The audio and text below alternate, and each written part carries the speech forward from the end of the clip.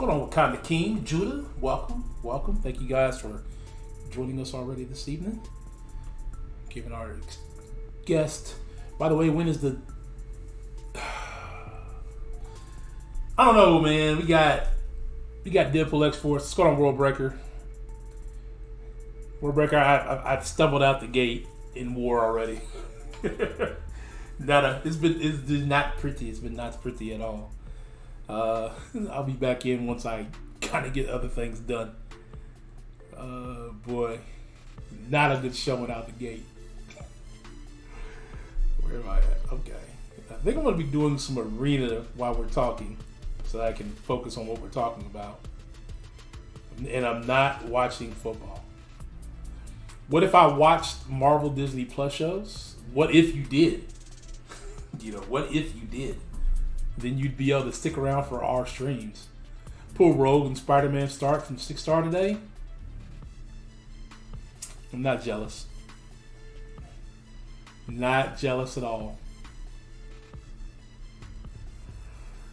All right. Let me get my face over here. Boom, welcome. Appreciate you guys sticking in.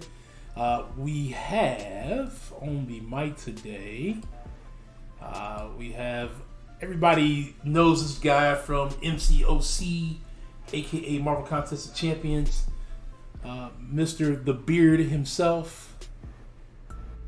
What's up, everybody? Captain Bay. How's it going? And then I believe this is our 4th installment of this series where we wrap up shows and talk movies and all that fun stuff. And we have our comic book movie review friend. I believe he's making all the noise in the background. Yep. It's Cameron. It's Cameron out there. It's me. Tearing stuff up. I did it. Okay. So there's that. There they go, ladies and gents. All right, I'm blasting this out on all of my social media. Whoops, I muted my mic. Let's see, I can always rewatch the stream in 2 years once I watch the Disney Plus shows. Guido, boy, just watch the shows. World Breaker, am I ready to race yet? Bro, I keep waiting for you to say you're ready. I was born ready, you know? Wow. I'm supposed to play softball tomorrow night, and I'm kind of nervous, if I'm being honest. So haven't played in a while? I haven't ran in, like 2 years. Ugh. See how it goes. Let's see. So, Of course, now wouldn't he need to be awakened? No, Stark Spider-Man does not need to be awakened. I pulled 5-star Anti-Venom from Cav. Nice. Judah, nice. Let's see. By Cameron and Captain Bay. Guido, what about me? Nobody me? I'll come up to the sack, then after I win the race, I'll buy you a beer. Sounds like a plan. We could just skip the race part and go straight to the beer if you want. Go straight to the beer. Well, I'm fine with that. I'm trying to decide, should I do the Venom one to get the 3-star Anti-Venom so I don't have to worry about waiting for the Anti-Venom? Nope. Oh, you haven't gotten him yet? No, I didn't do the... I haven't done all the September stuff. Yeah, the September stuff. Gotcha. I didn't pay that much attention to it. I'll be honest with y'all. Yeah. It didn't really. This side event has not really interested me at all. It's really stupid the way that this whole side event was. It is. This is dumb. Like, just give us the champ. And even then, it's like the quest you have to do with the 3-star anti-venom. It's just the typical like end 5 fights ending with a medium attack. And 5 fights ending with a light attack. Light attack, yeah. No, it's so stupid. It's not a side quest. This is just an annoying, easy quest, easy challenge to do for like no good rewards. Like, why do I even do it? Right. Judy, you know nothing about him though. I mean, go watch. I think Similar put out a really good video on him. About who? Anti-Venom. Oh yeah, I haven't touched him yet. Yeah, in terms of like learning him. Why did they run the ball here? Sorry, guys, I'm not watching football. And I am not watching the Giants-Dodgers Game 5 of the postseason. It is not on my other monitor over here. So when I'm looking over here, I'm definitely not looking at that. He's looking at my stream is what he's saying. I'm not hoping that Chris Bryant hits a home run right here. How do I even know he's up to bat? I wouldn't know if he was up to bat. Wouldn't know that. Okay. So enough sports talk. let's hop into Before it. we got a lose lot to- Cameron. Before we lose Yeah, Cameron. we're gonna lose Cameron. Cameron's gonna be able to Didn't nod lose at me. him like, I well, I'm was- gonna keep working. I'm gonna keep working on other stuff while they talking sports. I've just got my tandem laptops. I've got one laptop over here, one laptop over here. I've got it going like I'm Paul from the David Letterman show, and I've got two pianos working. I've got this. Two keyboards. Oh, okay. 2 keyboards. Got you. Keyboards. Nice. Got you. So let's start off with a quick, as quick as we can, talk about Shang-Chi because we got a lot to uncover in What If, I think.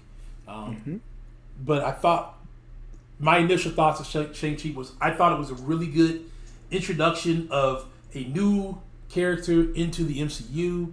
I really thought they did a really good job on touching on a lot of the Asian aspects of what were going on and really trying to incorporate kind of how they did with Black Panther, really a lot of that culture and a lot of that background of that movie. Outside of that, getting the little tidbits of like, why was a moral abomination in there? We never really got that answered. And then, you know, what were the 10 rings? Why were they different than the 10 rings that Tony was facing in Iron Man 1 and in Iron Man 3? So that's my tidbits. That's where I'm leaving it. I'll hand it over to you, Cameron, to give us more on your thoughts on Shang-Chi. Okay, so you hit a lot of things that that definitely were some takeaways for me.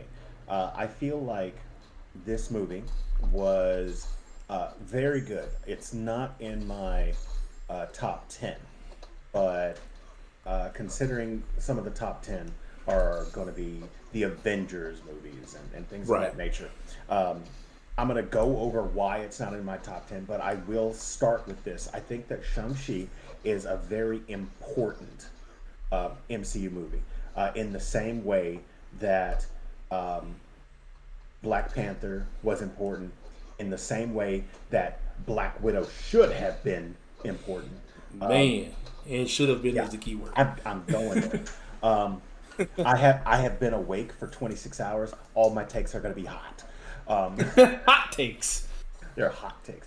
But this movie is important. It is very important for young people, for people growing up, to see heroes that represent them, that look like them, that are not, that don't just look like them and kind of appropriate American culture, but actually celebrate their own culture. And in the same way, like I said, those other movies did that, and one should have done it earlier. This movie does that with Asian culture. It doesn't just have an Asian representative as the lead and the secondary, but it has a majority Asian cast. It celebrates the culture unapologetically as well, and that's why it rises over some other movies. However, having said that,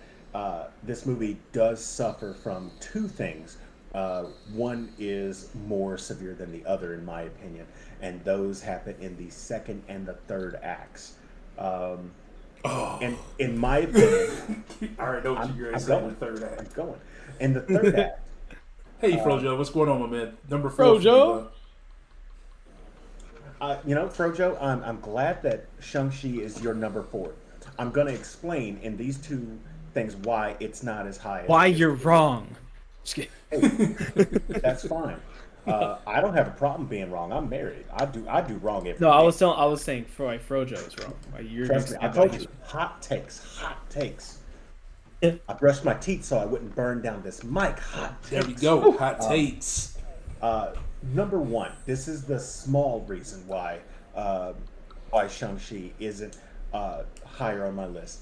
The third act, the main fight towards the end, it loses a little bit of its identity, and it goes for that giant CGI big army versus army fight that we've seen so many times. We saw it at the end of Guardians of the Galaxy Volume 2. We saw it at the end of Avengers Age of Ultron. We saw it at the end of Avengers Infinity War and Endgame and Avengers, and we see it so often where, I mean, we saw it in Iron Man 3, we saw it in Iron Man 2. Like, these are rehashes that we've seen over and over, and something more intimate, and specifically something that kept with the feel of Act 1 would have gone such a long way with a more unique take as far as the MCU is concerned. Not saying that the fights weren't good, and not saying that there wasn't some heart in those fights, but when every single third act is a slog of this CGI army versus this CGI army, it gets lost in the sauce. Yep. And the big thing it's almost like you can pinpoint, like, okay, this is where this movie's about to turn to, this is what's about to happen here next, just because it's followed that pattern. Mm-hmm. And there's no change to it. I love the opening. Act 1, if we were just to watch Act 1, it's great. It absolutely encapsulates exactly what it needed to. It told us everything we needed to know about each character.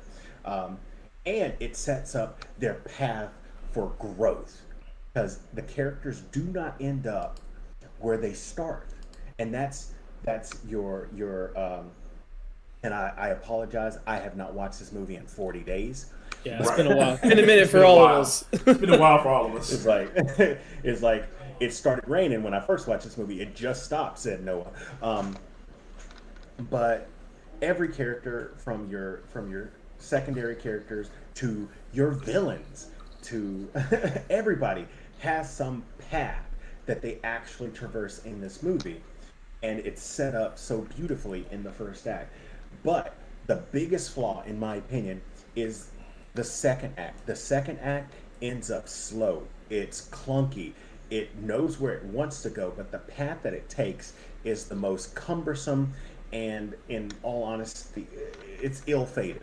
It's one of the weaker Act 2s that you'll see in the MCU, and part of that, we are going full spoilers, yes? Yeah, spoiler time. So the big reason, in my opinion, and I understand why they did it, but it was the way Trevor returns from Iron Man 3. Ugh. And do you remember when you were young and you weren't feeling well, and your mother was like, "Ooh, let me get you some castor oil," and that taste does not go away, and you remember that taste for the rest of your life? Well, guess what? Castor oil is back. And even though Ben Kingsley beautifully acts anything that he's given, the character needs to be retired. And it's just... Well, on top of that, did you watch the Disney Plus short film of, like, how he broke out? Yes. So, Hail to the King was a short that was released somewhere in the midst, like I believe towards the end of Phase 2 or the beginning of Phase 3, where it is revealed that there is an actual Mandarin. Yeah. You know, and there is an actual 10 rings, and how their misappropriation of the name has given the way for his death, even though that doesn't happen. So Trevor is the weakest point for the movie. Not necessarily the acting, but I mean, the thing is, he was doing the Trevor, not the Mandarin from Iron Man 3. So, like I said, sour taste in my mouth. They eventually get to where they need to go, and once they get there, they go. They pivot from having one visual aspect of Asian culture represented to a full splendor of Asian culture, and it's absolutely gorgeous. Like, part of it reminded me, it's like, oh wow, that reminds me of a few shots of Avatar. Yeah, that movie that came out 12 years ago is still relevant because it was gorgeous. It still is gorgeous. Even though everybody and their mom watched it and got tired of it, that doesn't change the fact that it's a beautiful movie, and this movie was reminiscent of that. Let me talk about the Mandarin himself. say that he was one of the best villains that we've seen in the MCU. When I said that the actual Mandarin, not not the Trevor, not the Trevor Mandarin. Tony Shu Wai Lung, who played the Mandarin in this movie, does a great job. And even think about it, we are getting a more film accurate representation of Ra's al Ghul than we really are the Mandarin, and that kind of, we've got somebody who's lived for hundreds, thousands of years, and wants to pass down his legacy to an heir. That is Ra's al Ghul, even though in the DC universe, it's, he wants to pass it down to Batman, the only one who, the greatest detective, and the only one who has thwarted him in the hundreds of years that he's lived, and, that sort of thing. But in this case, we have a moment of humanity. And every villain is the hero in their own story, but in this case, we finally see a moment where he realizes where he was wrong, and he is given one last sweeping chance to be the father figure that he should have been this whole time. Right. And in his eyes, he is that father figure, but he's being misguided. And when he realizes, when the wool is uncovered from his eyes, he sees his grave mistake and makes up for it. And so I think his progression in the story is fantastic. The 10 rings in this movie act more like bracelets, and there are two credit scenes. There's a mid-credit scene and a post-credit scene. In the post-credit scene, they talk about how these bracelets, they have no connection to any known energy pattern or anything like that. And from what I could tell, this looks like a direct nod to the Eternals, because they are this forever power that has vowed not to interfere with any kind of ongoings on Earth, even with the Thanos fight, which could have, completely destroyed life as we knew it. And so I think that's where they come from. I think it was a unique take. I think it was a better take than doing like 10 small rings that have, an ice power, fire power, this sort of thing. I like that interpretation of it. And make it feel like it's just Lord of the Rings. or if you didn't, have you seen the Young Iron Man show? They kind of touched it on that way, where it was 10 small rings. I did not watch that. I haven't seen that one. Yeah, that one was kind of where I got the understanding of the rings themselves before the Shang-Chi movie. Real quick, Frojo said it felt like the CGI war was different. It had special weapons, monsters, mystical creatures, and dragons. It wasn't like the other ones for me. The last time that I saw a big CGI war or a fight, which I said the last time. Technically, I'm referencing Avengers Endgame. There were Leviathans flying in the air. There were mystical weapons. It was a lot of mystical things going on, and there were a lot of similarities. And I'm not saying that I didn't enjoy it. Don't get me wrong. That's not what I'm saying. It felt recycled, basically. It felt recycled. I wanted that feel of Act 1. I wanted that feel of the beginning of Act 3. And when we got the big CGI fight, even with the unique weapons and the dragons and things of that nature, it felt recycled. It felt like what's a good? It felt like Mega Man 5. Okay, you still enjoy Mega Man 5, but damn, it looks just like Mega Man 4 and Mega Man 3 and Mega Man 2. I mean, even though there are differences and there are level ups, it's hot take. I'm just being honest here. Okay, so Katie is Chung's best friend. It is Katie, right? It is. I believe it's Katie. Yeah. I just looked it up because I was gonna say something about her. She has make sure I knew her name. A very good progression. I wish I had my IMDb cheat sheet up. I'm doing this. I've got it. That's what I got up right now. She has progression, and she's not my favorite character in this, but it has nothing to do with the character herself. sometimes whenever they cast certain people in the in these movies, it's hard to take the actor out of the Out of the role. character. Yeah. And that was what I had a hard time doing with Aquafina. So, not taking anything away of the character because she did a good job acting it. It's just every time I saw her face, I'm like, that's Aquafina. And that's when it's difficult when you're casting somebody who has It's a already very- known. Exactly. Whereas like Simulu, I'm like, that's Shang. Exactly. Yeah. Yeah. The fight scenes in Act One were absolutely beautiful. You have different fighting styles, going from something that is akin to Crouching Tiger, Hidden Dragon, whenever they're in the mystical city, to whenever you're having the fight on the bus, and it felt very Jet Li-esque or Jackie Chan. Jackie Chan. Yeah. And those kind of fights have not been represented in the MCU. That was something that was fresh in this genre. That was something that I completely appreciated. Well, and the choreographer, the guy who did the choreography for this, or fight choreography, he was, I believe, he was Jet Li or Bruce Lee and Jackie Chan. He like did it, worked with all of them in the past. And so that's why it definitely had that feel of those movies that they've all been in. I enjoyed it. I don't remember the score that I gave it. I think I gave it like a. I think you gave it a B. It may have been a B. It could have been B plus. It was somewhere around there. But Act Two hurt it. The stereotypical CGI fight in the end hurt it to me.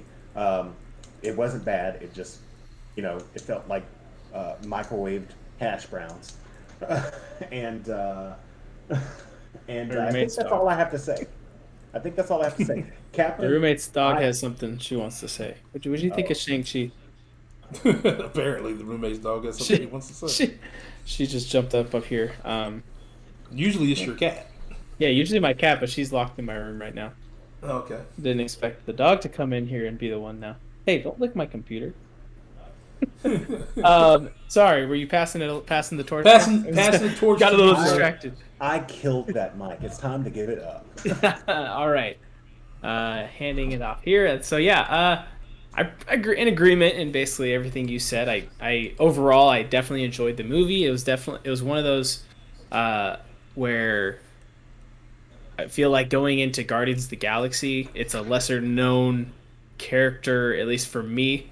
I had no idea who Shang-Chi was until he came out when the movie was introduced, and then he came in MCOC, and I'm just like, who is this guy? This looks cool. Like Jackie Chan. I've always loved Jackie Chan. Rush Hour 2 is like one of my favorite movies, and so that's where like watching it and seeing like especially that bus scene, it would just give me such vibes of that Jackie does like classic fights in those movies. And I was like, oh, this is so awesome. So yeah, the opening first act of it was amazing. It did feel like a little bit sloppy toward the end there. It definitely was just like it was slow progression, and then all of a sudden from point here to then, all right, now we're right where we need to be. And like Shang-Chi learned all of a sudden he never used the rings before, but he just knew how to use them instantly. Like that seemed a little weird to me. And his mastery of all the chi or whatever. And then what's we just said her name, Katie. Katie got apparently is amazing with the bow and arrow. Like didn't take much time at all. She found her niche. Yeah, but I did think like the characters, the main two, Shang-Chi and Katie, I think they did have good chemistry together.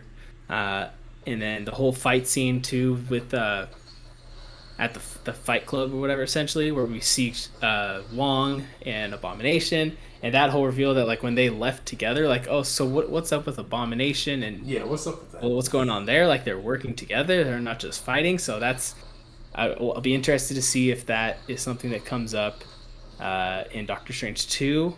I think one of the theories out there is that because someone theorized that where they were going was back to the raft, and that's where the Abominations is being held.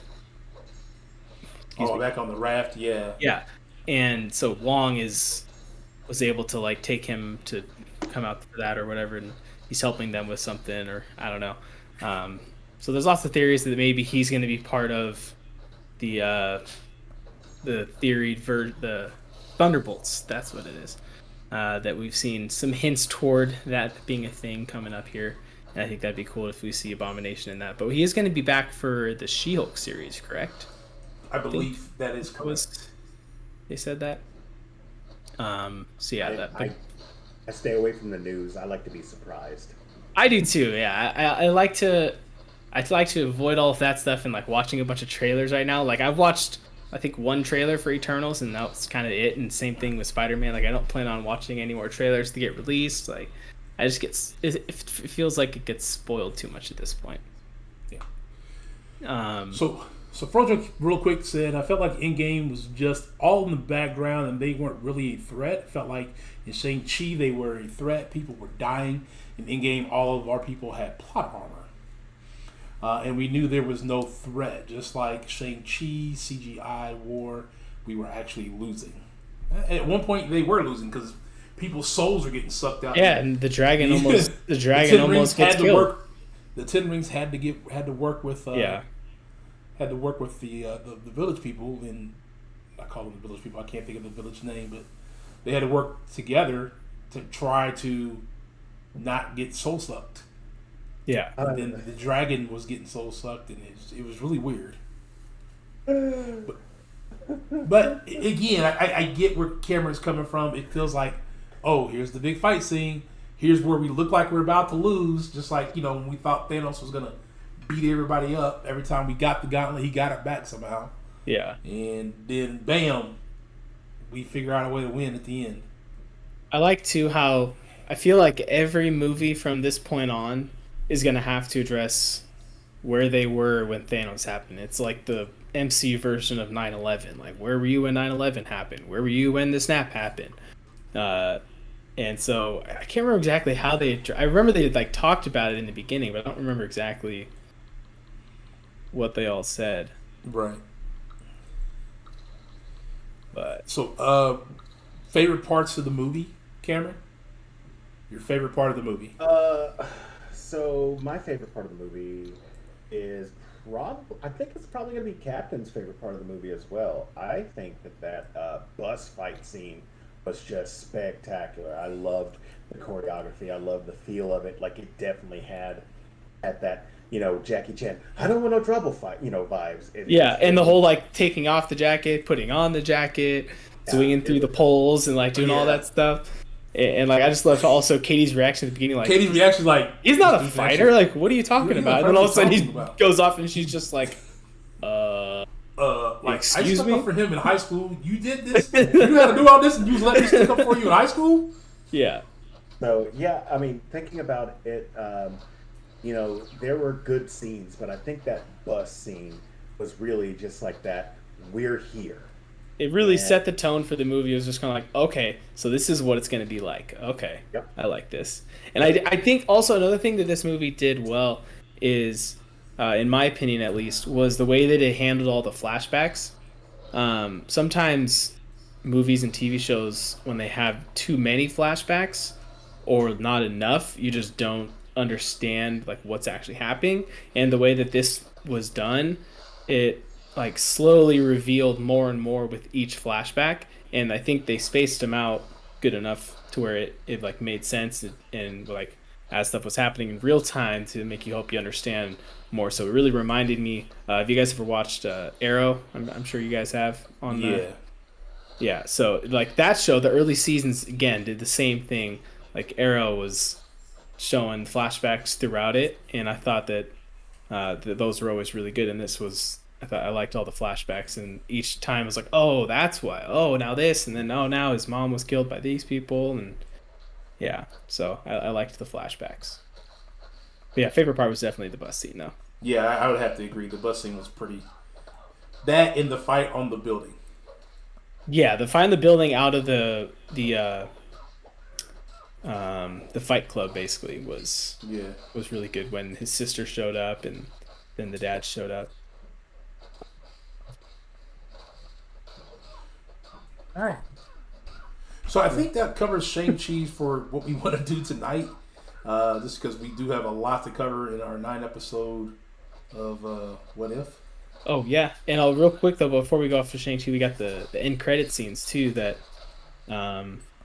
it was cool to see Bruce Banner, and so he's actually Bruce Banner again. He's not Yeah, Smart he was Hulk. Bruce Banner again. So that was interesting. Yeah, Professor Hulk. Professor Hulk. Yeah. It was interesting, but also like very confusing. Like what happened? Yeah. What caused that? Yeah. So I'm interested to see that, and then Captain Marvel too also didn't have her stupid haircut, so that was exciting. I like to see her with her normal hair again. Yeah. He turned back into Bruce Banner because even though it kind of worked out when half the people were gone, when the population came back, Nat's dead. He's trying to get back out into the dating field, so he's got to update that Tinder profile. They don't want that big green. Some people want that big green. They might want that. They might have wanted the big green. I mean, I'm not gonna. I almost made that bad joke. That take was too hot. That take was too hot. And I was about to go to. Ready to be playing how to zucchini. Zucchini for real. It's green like a zucchini. See, you brought that out. I was trying to suppress it, and then just like the Hulk, it just I'm always angry. I said angry for a reason, not yeah. The other Yeah, way. no, I know what you mean. We all knew what word you were thinking. We all knew what you were saying. Hot takes. All right. So, are we ready to? We're ready. Move on to What If. What If? The latest MCU show, What If? What Starring If? Jeffrey Wright as Uatu, the Watcher. Yes. Yes. So let's talk about it. Before we get into each episode of a breakdown of episodes, let's talk about, we kind of talked about it a little bit off camera, but real quick, top 2, since we all seem to have multiple ones, top 2 favorite episodes. For me, it's going to be 4 and You have to 6. tell them what 4 is, because they don't know what 4 the numbers are. Episode 4 was the Doctor Strange one, where we get evil Doctor Strange absorbing a bunch of demons and everything, all of that, and the whole Basically, time loop of going back and trying to save, what's her name? Christine. There it is. I thought it was just a great episode. And then episode 6 was the Killmonger rescues Tony Stark episode. Those are my 2 favorites. Cameron? My favorite episode was episode 6, What If Killmonger Saved Tony Stark, and my second favorite episode was episode 2, What If T'Challa Became Star-Lord. And that's weird because those are my top 2, but in different orders. So 2 then 6. This was see, somebody said their favorite episode was episode 5, some zombie action. We're going to talk about these episodes. We're not going to draw it out too long, but we're going to hit some quickie points on all of these. What's up, East Salem? Yes, Marvel Talk. So since I've got the hot takes, I better not go first. I just think Better not go first. Okay, well then, Captain Bay. Let's start with episode 1. All right. Barney, was that everybody's least favorite episode? No. I had a different least favorite episode. Well, then let's say that real quick. What was your least favorite episode? My least favorite episode, by far, was episode 7. I knew you were going to say that. I knew you were going to say that. Was a Kevin. That wasn't the actual title of, or maybe what if Thor was a Keith? Is it Kevin or Keith, or do we just go with an Uber Chad? Because that's what I called it in my review. I said that is what you called him in your review, was Uber turned Chad. Thor into an Uber Chad. Just wanted to go party in Vegas, and that became his battle cry. Uber Chad. Yeah, when he said "Viva Las Vegas" in the finale, I was like, okay, that was. I didn't like that. So that easily my least favorite episode, and that was some people they really enjoyed kind of Yeah. seeing those characters have fun and cut loose. And I'm like, that's yeah. I mean, it is a total departure from the character, based on one big change, but the one change is supposed to change. I'll talk about it later. Yeah, we'll talk about it later. I will We're just going least favorite. Captain Bay, least favorite. Least favorite for me, I lean towards that one, but it's definitely between that one and number one. Because as we discussed off stream before we started, episode 1 was the one that felt like was the least departure from the main MCU.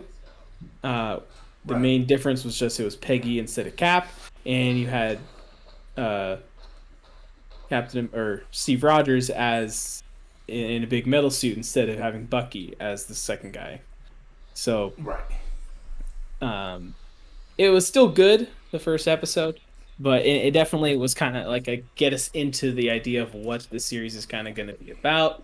For someone who's never read the What If comics or anything like that, when I first heard this show was coming out, I was just kind of like, I don't know what this is going to be, but okay, I'll give it a try. Of course, it's Marvel. I trust them with my life. But I'm trying to think what all happened in that first episode now. Just it was like Captain America. I know. I'm trying to think like what was First different. Avenger? What else? What happened there that was different from? The only thing that happened different was I think it was just Peggy, really, and then it wasn't necessarily just Peggy. Yeah. It was the very beginning when they put Steve in the cradle, and then Peggy noticed the guy in the room, and the guy in the room blew the thing before they did the procedure, unlike they did in Captain America. That felt like the big difference. Outside of that, it felt just like Steve Rogers' story. Outside of they didn't parade her around. Yeah, the same big montage of her doing all the things that Steve did, taking down Hydra, all that, and then it just ended with her facing off against that big tentacle monster, which obviously wasn't in the first Captain America, so there's a different final boss. Instead of him crashing into the ice, she gets absorbed by some tentacle monster. She goes into the stone, the cube. What's the super stone? The Tesseract? Tesseract, thank you. I'm just keeping quiet. So that was probably my least favorite, definitely followed by... I wasn't a big fan of the zombie one. I wasn't either. Just because I'm not a fan of the zombies in general.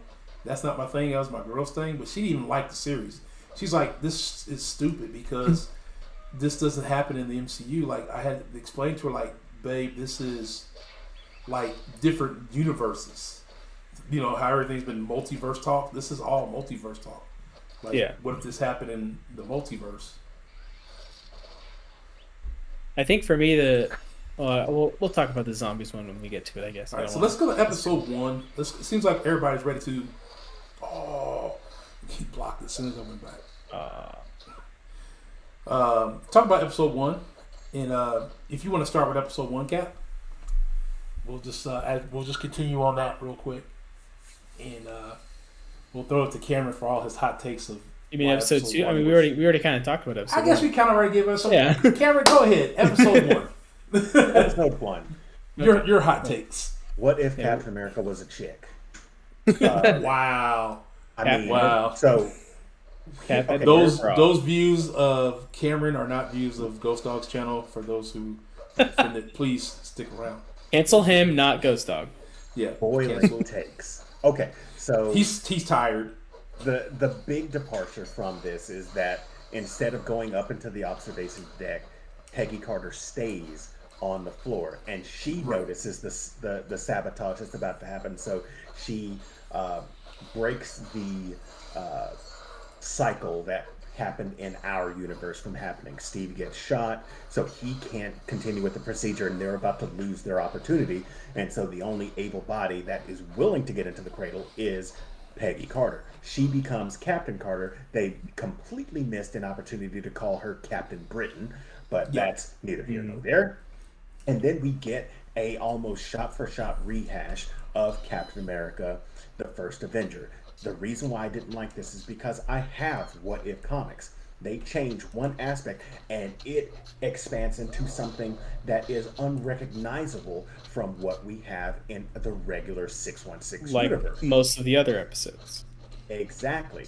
This one kind of felt like it wanted to ease us into it, but what if? Throw me in the deep end right off the bat. I want to be immersed in something completely different. They gave us a parallel road that only diverged around the end. So that was the reason why I felt like they played it safe. I don't dislike Captain Carter. No. I think By any Captain means. Carter is a fine character. I really wish Emphasis they on would- fine, am I right? Okay, I'm gonna not touch that one. I'm not gonna Hey, she's. I'm gonna leave that one there. I have Leave it there. I have All right, made, you guys can I don't go to know. my channel. I made I my don't know. comment. Now you can cancel me now. I don't No, know no, if no, you've seen that I've proposed to my girl and I'm getting married. So Right. That's why I'm the one that said it. I'm the single one. I can say it. yeah, You know? Oh, no, I'll that say it views too. Captain Bay. the things that I said I'd let Serena Williams do to me and Captain Carter. You just like, instead of a tennis racket, she got a shield. I'm like, come on, let's salute. I said it. Hot takes. We're there. Hot takes. So the big divergent from the very end is, of course, instead of the Red Skull bombing the world capitals, he is bringing a champion of Hydra, which is this giant green tentacled monster, which I think it's a safe bet to say that this is the first representation of Shumagorath in the MCU. However, on a completely larger scale than what we know him, at least in recent times, Shumagorath is this very out there entity, normally going up against Doctor Strange, and that's not what he normally looks like. He pretty much takes the entity of your deepest, darkest fears, essentially, so that whatever he looks like to you, you're scared. And this was just the representation that was personified in the comics and made more popular in the Capcom Marvel vs. series. That's where a lot of people were first introduced to the character in Marvel Superheroes and Marvel vs. Street Fighter, and then, of course, with Marvel vs. Capcom 2 and Marvel vs. Capcom 3. I need to go let the dog outside real quick. I'll be right back. Who let the She's going dogs to the out? bathroom. I did. So with Peggy Carter and the Hydra Stomper kind of pushing back this entity that could destroy the world, they save the world in a different way, and that's the only real big departure. We don't talk about the Hydra Stomper very much here because No. it feels like, to me, it felt like it was a little tacked on. Like it was more than what we needed. I think that the story with Steve and Peggy is super sweet. I liked it. I think that it was very important to show that no matter who had the power, that they really liked each other because they're both decent people. I think that was Right. nice. But in the end, they end up in the same almost exact place that they end up at Captain America: The First Avenger, where she comes through the portal. It's different because, but it's essentially the same idea. Nick Fury is like, "Man, put down the sword," which was kind of a nice little nod. But it definitely was pulling from the beginning of Avengers, and I just felt like they played it a little too safe, which is why it landed towards the bottom of my pile. It wasn't a bad episode. I just wanted BS crazy. I didn't get BS crazy. Yeah, I wanted it to be a little bit more different, but in the end, I guess you got what you got. I guess it kind of gave you like, okay, So this is kind of what we're going to be expecting from this, kind of going forward. And then I thought from there it kind of really took off. Yes. Do you want to talk about anything or on this episode, or do we want to go? No. I think I said my piece on episode 1. My least favorite, just because it felt too much like the Captain America First Avenger storyline. Too much of a copy and paste. Yeah, instead of its own, with the exception of like Red Skull summoning the champion of Hydra, which I know a very little bit about, but not a whole lot. Of the Shumagora. Shumagora, that's what it is. Don't know a lot about that character. I want to say one more thing about this episode before we go on. Go ahead. I think that a standout performance is because a lot of people reprise their role. Oh gosh, what's her name? Haley Atwell reprises the role of Peggy Carter. Sebastian Stan comes back as Bucky. But Hugo Weaving's been done with the Red Skull since 2011, and I think that with the Avengers Infinity War, Avengers Endgame, and now episode 1 of What If, Ross Marquand is stepping up to be a fantastic pitch hitter for Red Skull, and this is not the only time he plays a villain in this series. This is just the first. We'll talk about that when we get to it later, but now it's time to talk about the episode that said, were you scared about the first episode? We're just getting warmed up. We're just getting warmed up. You thought that's all we have to offer? Wait till you see this one. Yeah, and so that episode 2 is what if T'Challa became Star-Lord, which I thought was a very interesting concept. Looking at Manuel's comments, for me, they were all meh until Doctor Strange episode. To me, that's where it got more interesting. I can feel that, but I like the fact that they brought T'Challa in, and he was a completely different Star-Lord than the Peter Quill Star-Lord would have been in our universe. He kind of made the Ravagers be more of the modern day Robin Hood type thing. Robin Leach. And so they would rob from the rich and give to the needy and things like that. And they would, he even talked Thanos into not doing his genocide thing. And yeah, that was a crazy twist. When like Thanos showed up, and I was like, wait a minute, what? And it was actually and he's like, well, I'm big enough to admit when I'm wrong. And and then just a whole lot of different things. You got to see the Black Order in this one. You got to see Tandalier, the Collector. You also got to see what was the girl's name who grabbed the stone in Guardians of the Galaxy? Nebula. Karina. No. Karina. Oh, Karina. Got to see her. Yeah. Got to see her again. A lot of people reprised their roles in this episode as well.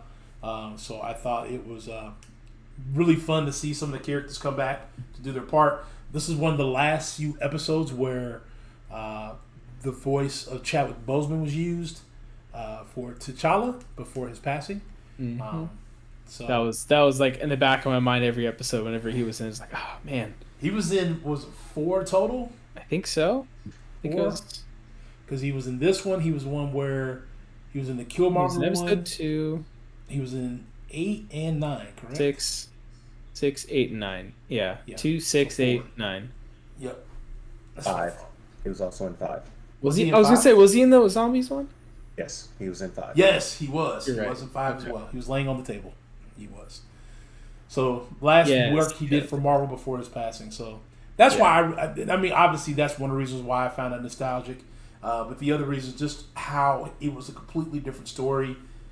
This was what we were kind of wanting from episode 1. We were wanting that difference. We wanted to feel like there was going to be something more. And I felt like this one kind of gave it to us. So episode 2, Captain Bay. Episode 2, we get Star-Lord. First we get the Ravagers showing up on Earth, and they grab T'Challa, thinking that he's they didn't think he was Peter Quill. They just snatched him for whatever reason. He said, "What do you mean it's wrong, kids? Two sea holes, two ear holes, one feet hole." Yeah. Yeah, you just get to see him become Star-Lord and actually be what Peter Quill thought he was, where people like around the universe actually like would know who he is and the outlaw that he wanted to be. And like you said, he converts Thanos to join them, and then they decide, man, I really should have rewatched all of these episodes. I did this last I time. watched them twice. Since Did you? I watched them twice as well, so Nice. I'm pretty refreshed. I'm letting you do your thing. I'm over here. I'm waiting. Okay. Let me. I'm microwaving my takes. I don't remember why the Collector. What was it he was doing that they needed to? Why was he the bad guy again? They wanted the essence of Genesis, which is some kind of, I guess, gardening type thing. Okay. I don't know, some kind of magical garden thing. I don't know what they needed it for. Oh, that's right. Nebula had hair. That was weird. Nebula had hair. She was all dolled up. Yeah. She called Thanos the big guy. Yeah, called T'Challa Cha-Cha. That was cute. I liked it. Just a really weird combination of overall things from her. What was it? What's the guy? The Ronan's little guy. Oh, very beginning. Horath. Who? What is it? Horath. Yes, he was a completely different person as well. Yeah, he was the one when he sees him, he's like, "You're Star-Lord. You're a Star-Lord." He like fanboys on him and all that fun stuff. And he's like, "Ooh, do you got room for another?" But I can't be convinced for a career change. just all the different weird things that played into this one, I thought was what made this episode great. So I thought my cat was locked in my room, but she just jumped up on my desk here, and now I'm confused. Did you get out? Did you get smart enough to open the door now? Oh. Okay. Anyways, where were we? So we get the whole fight scene where they're fighting against the Collector, and he was like a souped up version of the Collector. Yeah, he was like this really, really massive version of the Collector. Yeah. Which, I don't know, is that a version of that in the comics where the Collector was ever like that, or was that like all brand new? That I don't know.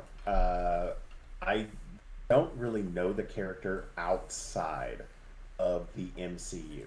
Gotcha. I'm going to talk about my opinion of his character very briefly whenever I'm going through the things that I took away from the episode. Okay. So, Cap, you got anything else for us? No, I thought like overall, like we were saying, it definitely felt like way much obvious, like a huge departure from the main MCU. So definitely was like, oh, this is what the what if is actually going to be like. Yeah. And if they're all going to be this much of a change, like I could see how this would be really good. And so after the first episode, I was honestly just kind of like a little about the show, but then this one really was like got me excited for what was to come for the rest of the series. Cool. So, all right, Cameron. Okay. Go. This episode did a lot of things amazingly well. One of the things that it made abundantly clear is that it showed that in whatever situation, and the remaining series does this, at whatever situation or setting that T'Challa finds himself in, he brings out the best in everybody around him. It's also painfully apparent how absolutely ineffective Peter Quill is in the same role. T'Challa was able to talk debate Mad Titan to give up his conquest of taking the stones. And on the other hand, whenever they had Thanos subdued, Peter Quill punches the dude in the face. Completely different Star-Lords. One is exceedingly superior. I loved the opening scene, the mirror, whenever T'Challa is getting the Soul Stone, and when Korath meets him. It to me, it reminded me of that scene in Coming to America where he goes to the bathroom, and Eddie Murphy's character Akeem runs into the Zamundas, and and they're just like trying to bow and they want to take pictures and things like that. I was like, this is total Coming to America vibes. The good one. Not to say that the second one was bad. Oh, Hot takes. They're here. I loved the different takes on every single character. Yondu was more endearing. We got to see a different or a more progressive take on Taserface. We have Taserface. Kraglin's in it. Now, Kraglin is pretty much the same, but you've got Nebula, who is a much more improved character, a whole lot less broken, and you can appreciate who she is. She feels like kind of like that seductress femme fatale from a James Bond movie. And then you've got Thanos, who's a lot warmer of a character. You get to see a side of him that you've never seen before. I loved all of the new and different takes of this character. I didn't love everything about this. I felt like the Collector, who was played by Benicio del Toro in this, just did not feel like the same. I didn't get that. It was a big departure, and not just in the look, even though the look was kind of the same, but it was the mannerisms. The mannerisms kind of caught me. Like, he was a lot more jovial, whereas in the live action, he's a lot more subdued, and he speaks a lot on a lower timbre, whereas in this one, he's very much more lively. I thought the fight scenes were good. I liked the sticky fingers move at the end. Sticky fingers, yeah. They kind of gave you the thought of Thor and Loki, and they're like, which one should we do? It was like, type thing. Let's do get help. Yeah, let's do get help. All right, we'll do get help. Who am I? It's like you. You lied to me. That's fair. But everybody benefits from T'Challa's involvement, and then of course they go back to Wakanda. It was a homecoming, and for the culture of Wakanda and Black Panther, in the first Black Panther movie, they said death is not the end; it's just part of the journey, and so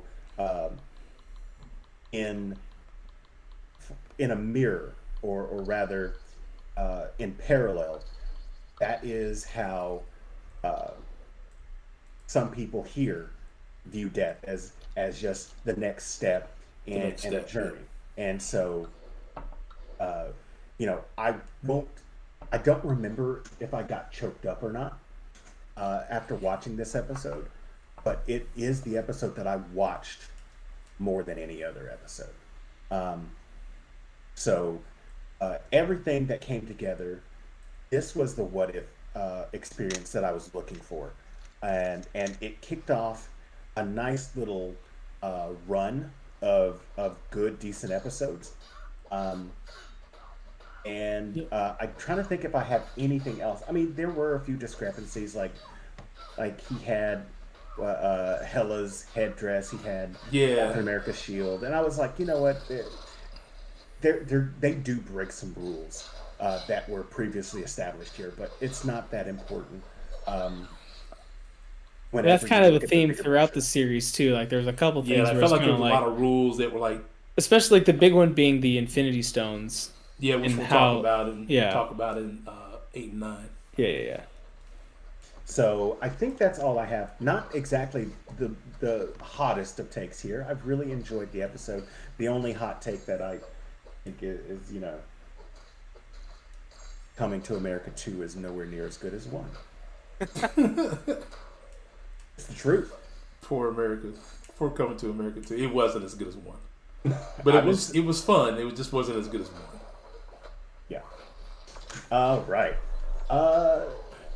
Did you have anything else that you wanted to add to for episode 2? No, not for episode 2. Okay. I think we're good there. Then episode 3, I kind of forgot about it, but I didn't watch it. Episode 3 was also one of my favorite ones, actually. Because it was just your classic murder mystery. I did forget something about episode 2. Okay. Right at the end, Peter Quill's father showed up. Oh yeah, in the Dairy Queen. Where he belonged. Thank you. You're not a big Peter Quill fan there, are you? Let me tell you. T'Challa was meant to rule. Peter Quill was meant to take a blizzard and turn it upside down before he gives it to you. Wow. Poor Peter Quill. Yeah, it's also an important job, you know? Someone has to give us our blizzards. Someone's got to give me my blizzard, you know? They get in trouble if they don't do that. One of these days, I just want to go there and have it fall. I'd be like, ha! You look stupid. Yeah, you made it really wrong.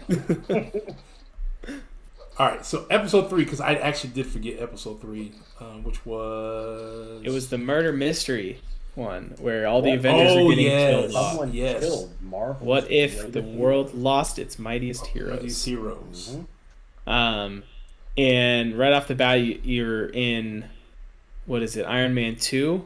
Where Tony Stark's in the donut, and Nick Fury comes to see him, and it's just like, look, someone's killing the Avengers, and then that's when he drops dead, and Black Widow's getting framed to make it look like she's the one doing it. And no Avenger had died at the very up to that point, yeah. Oh, was it? Oh, okay. That's when they were looking to recruit. He was the first one they were looking to recruit for the actual Avengers Initiative. I thought. Oh, that's right. Okay. Yeah. Like I said, I should have rewatched all of this. Please step out of the donut. Yeah. Except for he was sitting in the. Was he in the donut when they first pulled up? Yeah. Mm-hmm. Okay, I couldn't remember if he was in the donut or not. Yeah, he was. Exit the donut. Go ahead. Keep going. Yeah. So then from there, Tony Stark dies. And then they take Black Widow into custody, thinking she did it. And then we flash to Thor trying to pick up the hammer, and then he just drops dead and makes it look like Hawkeye killed him. So now we're just like, oh, we've got two main. Like, how do you kill Thor?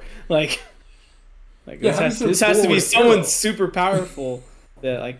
Yeah, who's doing these kills? Who's killing Thor with an arrow? Yeah, that's one thing I didn't get, but that's neither here nor there. Yep, and then Clint was killed, I think, while he was in custody while they had him. Right. Yep, he was killed while in custody.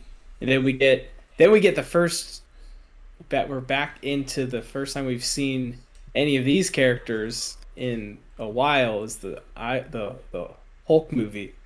Which is one of those I kind of forget it's part of the MCU. And it kind of, to me, put it on a point like, okay, so remember Iron Man 1 came out, then Hulk came out, and then Tony Stark went to go talk to Ross about, S.H.I.E.L.D. and blah, blah, blah, blah. But the What If episode made it feel like these were all currently running at the same time versus running at different points of time throughout the MCU. It made it feel like with Betty, hiding Bruce at the campus, with Ross showing up with all the armor equipment because someone tipped him off. The Iron Man 2 incident and the Thor incident were all within like a week, hours, basically. and not weeks of each other. Yeah. Or months within each other. Which seemed kind of strange. But I digress. Go ahead and finish your thought process, Cap. Yeah, and then we get the Hulk scene where we get Bruce Banner and it's actually Mark Ruffalo, so that was cool.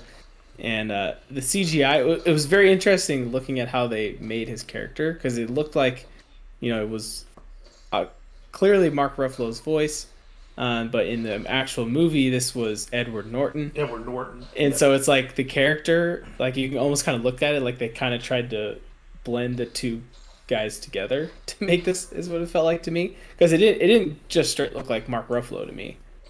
Maybe I'm just crazy and that's what it seemed like to me.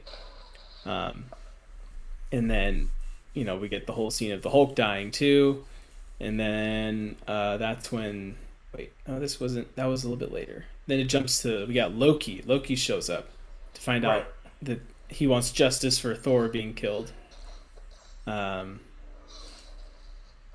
And then it goes to the Hulk scene where the Hulk gets killed and just blows up basically.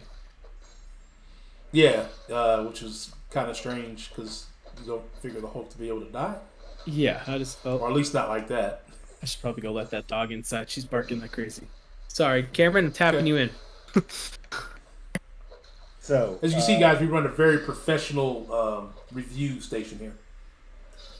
after the Hulk's death, you have several high-profile deaths of Earth's heroes: Iron Man, Thor, Hawkeye, and now the Hulk. Scarlet Witch is on the run because she was the last one who Was on the list. Was on the list. So she goes on the run. She's trying to figure out what's going on, and she does some digging. She figures it out. Unfortunately, she figures out a little too late, and she also ends up getting killed. Nick Fury gets her message and decides to come to Loki because since he knows who did it, he figures he could use Loki's help in taking down said threat. And it turns out to be Hank Pym Hank as Pym. in the yellow jacket on Jacket Earth, suit. mind you. Yep. And of course, being as powerful as he is in the yellow jacket, so he's still no match for, the king of Asgard as it stands. He gets taken down, and then Loki decides, you know what, this looks like a good place to rule, and that's where it ends. As far as the story is concerned, this episode, while it makes you kind of suspend some disbelief as far as, is this really how Thor would die? Is this really how the Hulk would die? It's a very well constructed episode. It gives Samuel L. Jackson some room to breathe, which he doesn't normally have. And it also gives Black Widow center stage. Now, this Black Widow wasn't played by Scarlett Johansson. She was played by, if I remember correctly, Lake Bell, who also lends her voice as Poison Ivy in the animated series Harley Quinn. But I haven't finished that yet. I need to catch up on it. I watched a couple episodes.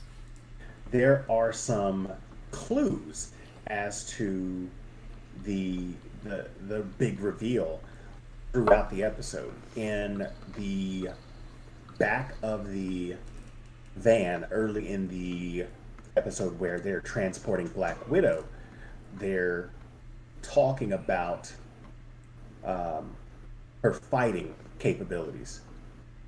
And they bring up a line that says, something along the lines of, "This is how you punch," which was a line that was said one or two times in the first Ant-Man movie by Yes. Hope Pym. Yep. Or is it Van Dyne? Van Dyne. Van Dyne. Hope it Van Van Dyne. Dyne? Hope Van Dyne. It's Hope Pym. Anyway, so that was hint number one. And then whenever they talk about how the Shield records were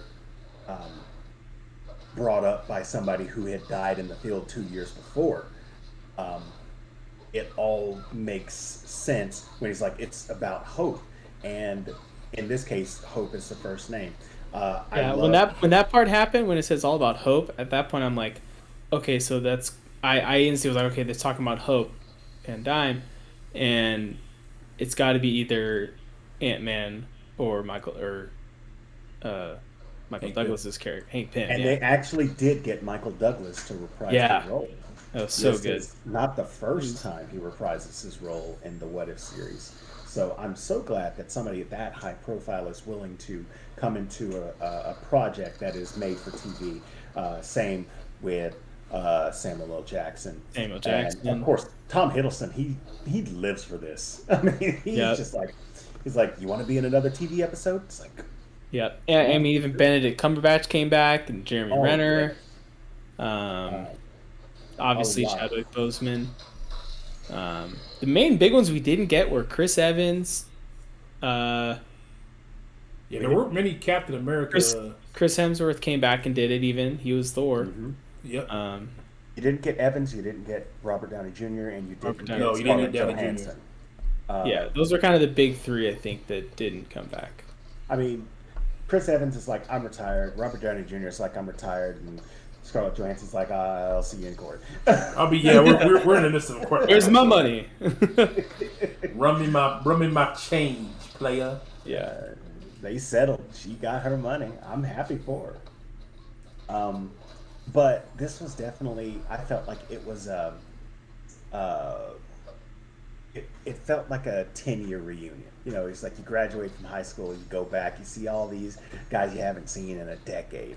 And this felt like a 10-year reunion of phase one. It's like you remember that feeling when you first saw Tony Stark eating a donut, in a donut.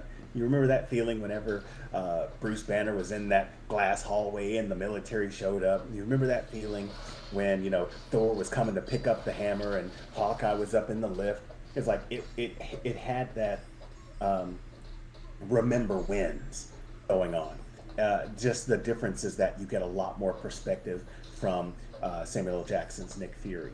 And this was the most enjoyable odd episode that I felt like we had up until the finale. This was what I was looking for in the What If series. Yes. It still played it halfway safe because it didn't go too out there, but it didn't have to. It didn't have to. Speaking of the voice actors earlier, before I go, I can't remember his name. I want to say it's like Mike Winger, who played the voice of Tony Stark, and he does so in all of the series. He does a fantastic Tony Stark. I believe he played Tony Stark in Avengers: Earth's Mightiest Heroes, which was the animated cartoon on the Disney Channel before it changed to Avengers Assemble. He's an absolutely great He Tony did it good Stark. because there's even a few times where I was kind of just like, is that Robert Downey Jr.? And I was like, no, it's definitely not. But they made me question it. This also starts a marathon of Tony Stark dying. Yes. And He's the new. this was the first. He's the new Vision. Yeah, he was the new Vision and the most absolute. Something that we're going to talk about in 4, which we're coming up on next, but an absolute point. Yeah. Like, here's the thing about it. And with the exception of one episode, which we didn't even get to watch, every single version of this man has bitten the dust. He bit the dust in this episode. He bites the dust in future episodes that we're going to talk about. He bit the dust in our episode. Over here, Strange is over here holding up one finger like, this is the one. No, Thor could have cut his hand off 5 years ago, and y'all would have been done. Except you over here wanting to see 14 million realities and find that one where y'all live and Tony dies. I'll take. Hot indeed. Hot indeed. Well, let's move on because I want to try to wrap this up within a 2-hour span of streaming. Okay. We got 45, a little bit more than 45 minutes. We got 6 episodes to cover, or 5 episodes to cover, something like that. Yeah, 6. Captain, episode 4 was your favorite episode. Yes. Go ahead. You got this. All right. Episode 4. What if? Let me get the exact name of it. If Dr. Strange lost his heart instead of his hands. So, obviously, he didn't actually lose his physical heart, but the emotion of losing a loved one, basically, is what the show is about. Instead of him being the one that's injured and losing his hands, instead, his love of his life is killed. And we find out by the end of the episode that is an absolute point, which we'll dive into all of that here in a bit. But I thought it was really good right off the bat to notice it was actually Benedict Cumberbatch and oh gosh, what's her name? Christine. I don't know. Rachel McAdams. Yes, McAdams, there it is, Rachel McAdams. I was glad that it was them actually coming back for it. And this one too, I think Wong wasn't Wong in it at one point. Benedict Wong. Yep. It was Benedict. Is his last name Wong in real life? Yeah. Oh, yeah. That's right. Wong plays Wong. Wong. Nice. All Night Wong. All night long. Wow. That was not my hot take. We did it. We We went there. You gotta know, man. If you say anything that's close to a song, I'm gonna sing it. We got something going on the Ghostdog. We got some new audio device detector. Oh wow. Hold on. Let me fix that. Don't switch. Okay. There we go. We're back. We're back. My bad, y'all. And we're back after that quick Continue. little break. Well, real quick, while we got a quick break, I want to read up on a couple things in the chat. Manuel says, okay, with Chris Hemsworth's Thor, it's like Stan Lee went back to the future, or went into the future, saw him, and made a Thor after his likeness. I mean, he kind of chiseled himself into the role more so than the role chiseled into him. Because if you watch him on Star Trek, that new Star Trek movie, Yeah, because technically he's dad. He was thin. Yeah. He was thin. He bulked up. Yeah, he bulked up for Thor. Frozen says, hey, Cameron, I'm way behind, but have you seen the Serena Williams Wonder Woman commercial? Oh, my God. Of course he's seen Serena Williams in a commercial. How high do you want this take? No. We're going to let that one ride. All right, guys. I'll be back later. Got to show some love to LaFleur. Okay. And then Fonda Ray all night long. No, not all night long. All night Wong. All night Wong. All right. Moving on. Episode 4. Yeah, so they get in the car and they're going. And the difference here is that she's going with him to this event that he was heading to in the original movie, where it seems like they're actually a couple still in this universe. And then when they get in the car accident, she dies, as I said, and he doesn't. But it still drives him to figure out if he can save her, and then he goes do the mystical arts and all of that. Okay. Did he? Well, you guys have dogs and cats, and I have my grandbaby. Hi. Say hi to everybody. Oh. Oh, am I frozen? I'm frozen. I have a dog and a cat that are fighting right now. I'm moving. I've got mobility. This dog is right in River's face, and she keeps swiping at it. You see this? Yeah, I am you're frozen up there. I am frozen. I Let can't it stop go. it, otherwise it'll stop the stream. Hey, stop it, guys. You gonna get a dog? You're gonna have to. June, leave her alone. Jeez, she doesn't want you in her face. Yeah, she gave me a kiss. Oh my goodness, June, she's gonna mess you up. Wow, I am stuck. You try resetting it in go to OBS and deactivate it and reactivate it. Let's see what it looks like on. Well, because I'm not showing here.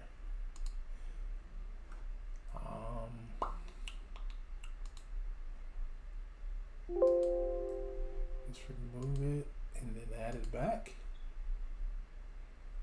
So yeah, you could try that too. See if I remember how to do this. It's been a long time since I've done this.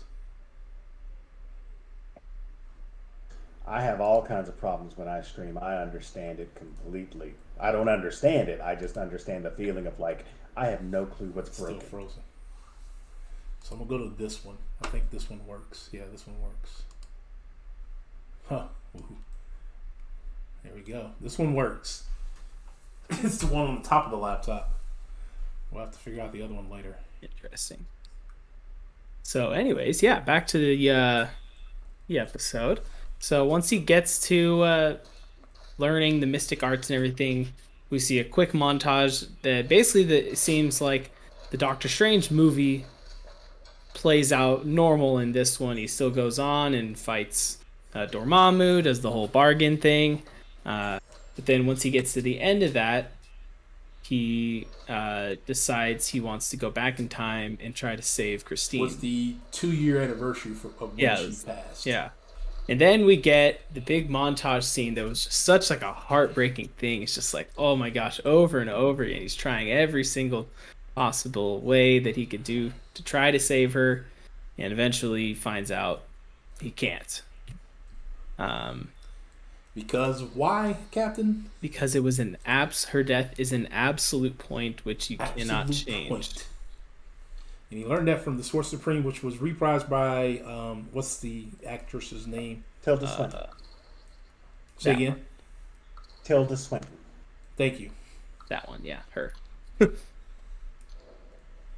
Which he refuses to believe. He says no, it can't be true. There has to be a way to save her. Then he decides to go way back in time to find Cagliostro, right? Is that who it was? Yeah. Cagliostro. The Lost Library of Cagliostro, I think it was what it was. Where he hopes to find, because there was he heard that Cagliostro brought someone back, or there was some kind of spell. There was something that happened right before that. She split. Oh, we didn't split him into 2 Doctor Stranges. One to carry out his current. Well, we didn't find that out until later, though. True. Okay. She tries to take him out, and he goes back in time before she can, but she splits them. So while Evil One's going back, the regular Doctor Strange went on doing what he does. But then he gets to the temple, the Lost Library of Cagliostro, meets an old dude who is it confirmed that was actually Cagliostro, or no? He said his name was something else. He said it wasn't, but he could have been lying. We don't know. He called him Dr. Armani, or what do you call him? Sorcerer Armani. Oh yeah, Sorcerer Armani, which was the callback to the it's strange. No, Doctor, Mr. Doctor, that whole thing. June, hey. Dropping a like before bed. Much love, peace, brother. Also, I'm going to watch this later to see what if theories. Okay, I'll leave this one up. I normally take my live streams down, but I'll definitely leave this one up.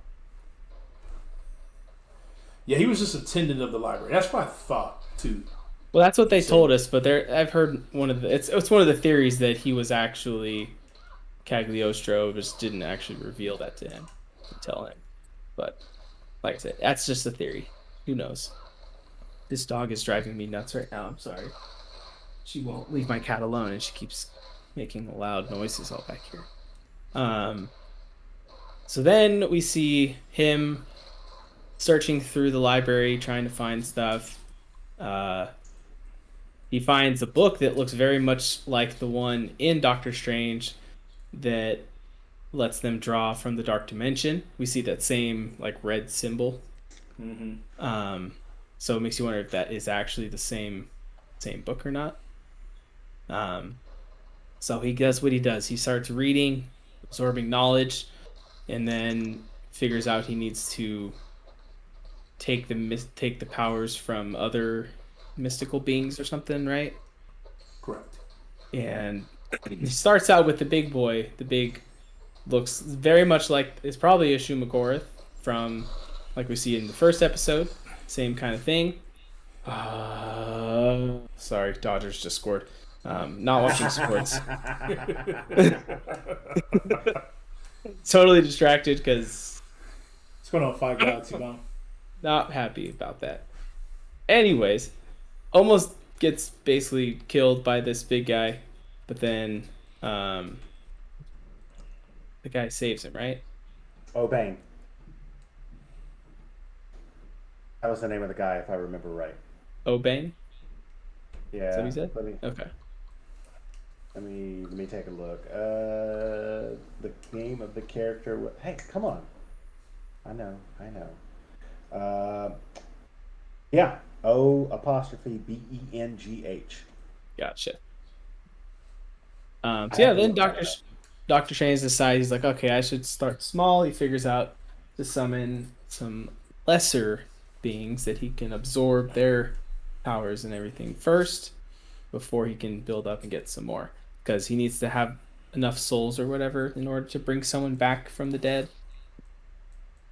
He has to have enough power, Power, and he has powers. to absorb the power of Yeah. of those entities because Yes. that's the only way that Because you they can don't reverse. willingly give their power to anybody. Yep. Yeah, he has to forcefully take them. And that was a cool montage of him absorbing all of them and him like half turning into them before he turns back into himself. It looks like a transformer or a Or, whatever. like a Sim Supreme. Yeah, that too. Until he finally, in this montage, he gets to the point where he actually senses the Watcher too. And that's another thing too we haven't talked about yet was how the Watcher, every episode gets more and more visible to the audience. Like at first, he's mainly just like a voice, and like a voice with like a with outline into the face. And then by the end, he's like a full-on actual character that everyone's Right. seeing, obviously. So that was kind of cool how it gradually progressed to that. But this was the first time someone sensed the Watcher, and it just showed how much of a cosmic being that Doctor Strange was becoming, that he was able to sense him, because that's the only way someone can sense the Watcher is by a certain level of cosmic power. Or, consciousness of some sort. Yeah. So then he finally, by the time he gets back to the Shumagorath again, he realizes that he's been there for what they said, thousands of years or something, or Years. Like It's been many.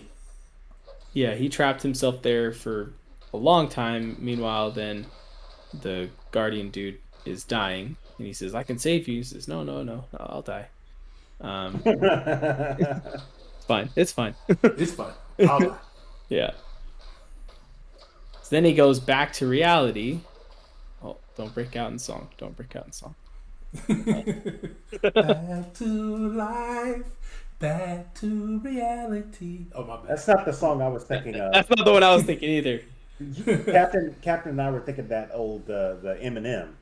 Yeah, back to reality. Oh, there back goes to gravity. reality. Oh, Goes gravity. and so mad that he won't give up that easy. Anyways, I went back too far on my song. I'm sorry. you're showing your age. No, my beard shows my age. That song is good for this episode because Doctor Strange lost himself. Just not in the music, in the magic. Yes. He won it. He have it. He never let it go. He only got one shot. Do not miss your chance to blow. Opportunity Oh comes. no, here we That's go. in a It's lifetime. too late. It's too late. We've broken the song. So then after the guy dies, we flash back to normal Doctor Strange, and he walks out, and time the whole world is like melting around him. Dog, I am going to get out of here. You're gonna get yourself smacked by my cat.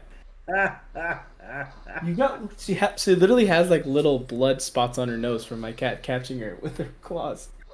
Oh my gosh. This dog is like, doesn't understand. Oh no, baseball. Okay, it's not. We're good. He sees reality fall. I'm all over the place right now, guys. There's so much going on. I can't. I'm listening. I'm letting you go. You're good. So, the normal Doctor Strange sees reality melting in front of him, and then the Sorcerer Supreme, she shows up, tells him tells him what happened, and he's just like, "How are you here? You're dead." And she's like, "That doesn't matter right now. This is what's happening. He's coming, and if you don't stop him, he's going to destroy this universe." what are you doing now? And then that's when Wong puts that protection spell on him to help him be safe, which, spoiler alert, doesn't What's work. going on, Dinkelberg? It works for a little while, but not the whole time. Yeah, not the whole time. And then Wong sadly disappears. And then we get the evil Doctor Strange showing up, and he tries to. Actually, he didn't show up. He pulled him into. Well, he pulled him. Okay, yeah. He pulled him to him. He brought him to him. Yeah, evil Doctor Strange doesn't ask; he just takes. Yeah, he says, "You're mine now." He does not ask; he just takes. This is a bad Doctor Strange. He does not ask for consent. Do not be like that, Doctor Strange. Always ask for consent. Yes. May I have your power, please? May I take your powers for now and forever, please?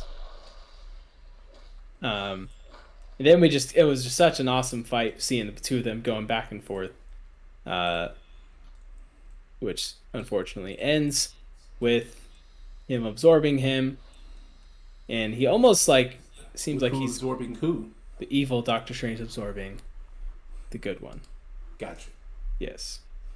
Then, of course, exactly what the Watcher said would happen. I mean, Christine comes back, or not the Watcher, with the Sorcerer Supreme. Sorcerer Supreme said what happened. The world gets destroyed, and he gets stuck in a little ball of floating in space.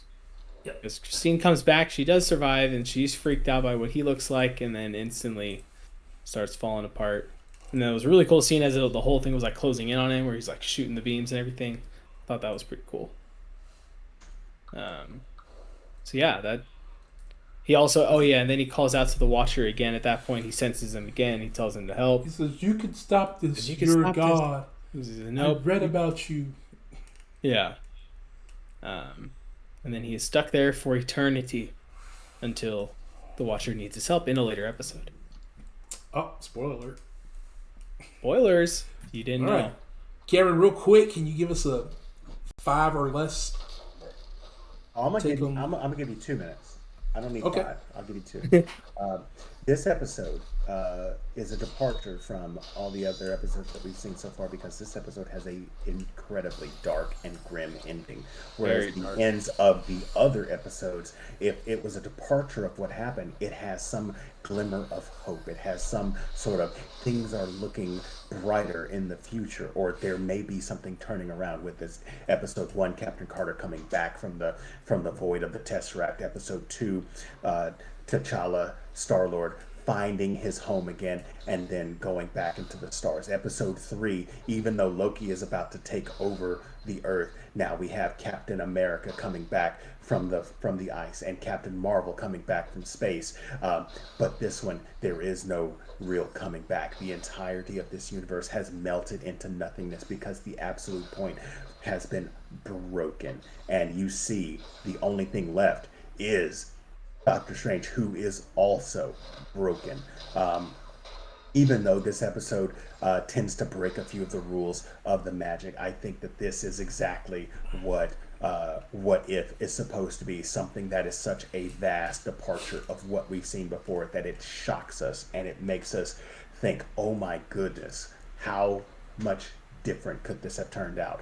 I think the animals or the mystic beings that Doctor Strange absorbs is something of the macabre. It was absolutely brilliant. I loved seeing, him go from the little gnome to the giant dragons and the demonic figures, and you're seeing him lose himself. You're seeing him lose his humanity, even though he's clinging to the one piece of humanity that he has left, but he loses himself trying to grasp what he has been told he can't have. And then in the end, whenever he's fighting himself, you're getting an amazing back and forth. Even though the Vishanti spell was cast on him, it was not enough for this Strange, who has been doing this for hundreds of years. It was an outstanding piece that made me stunned the first time that I watched it. I hit a home run. Let's go. I saw that. I saw it. At first, I was like, "Wow, did I touch you?" And then you were like, and I was like, "No, somebody just scored. It wasn't me." No, what you're describing is just it's just really It's just so good. It's so good, So good. oh, it's so good. Do I need to, No, it was take a lap? You're much better at explaining these episodes than I am, because I'm like half distracted by a dog, a baseball game, and didn't watch the episodes as many times as I should have. Okay. Are we doing anything? So we're ready to move on to 5. What if zombies? My least favorite. What if The Walking Dead showed up in the MCU? Yeah, Nope. So it started off with Hulk when Thanos was making his rounds to picking up the Infinity Stones, and Hulk got sent back to Earth. He falls into the Sanctum, walks out and realizes, what's going on? Then he sees Maul and I want to keep calling him Call. Well, it is Call Obsidian. It's Call Obsidian in the movies, right? Yeah. But anyway, okay. So they show up, and he's like, "All right, green guy." The same thing. Him and Hawk are going through those little issues at that moment, but then all of a sudden, a little portal opens up and shoots Maul in the head.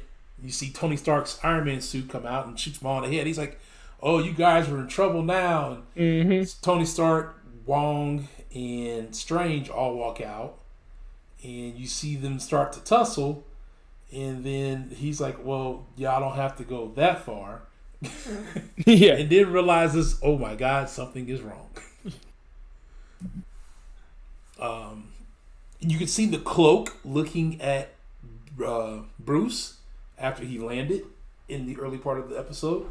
And this is kind of like talking about different episodes or different ways, or what happened, why he was gone those 2 years, what happened to cause this to all take effect.